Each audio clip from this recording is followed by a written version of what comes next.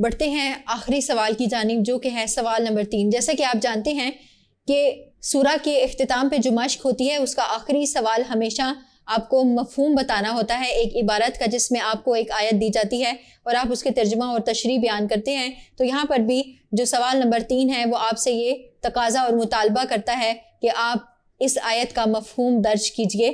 تو بڑھتے ہیں سوال کی طرف۔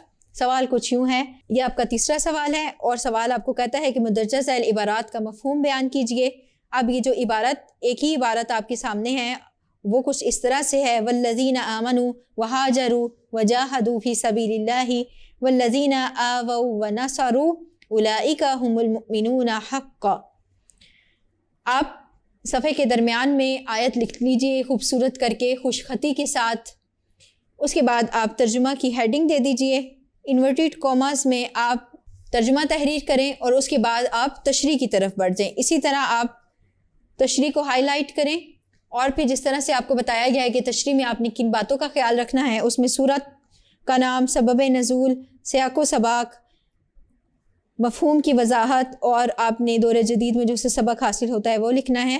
تو یہاں پر جو آیت آپ کے سامنے دی گئی ہے اس کو ریکال کیجئے کہ جب آپ کے سامنے یہ آیت آ جائے گی تو آپ کہیں گے کہ سورہ انفال کی آیت ہے۔ اگر آپ کو رکوع یاد ہے تو آپ اس کو بھی تحریر کر دیجئے کہ یہ سورہ انفال کا رکوع نمبر 10 ہے، آیت نمبر 74 ہے۔ اس میں اللہ تعالیٰ نے مہاجرین اور انصار کی تعریف فرمائی ہے۔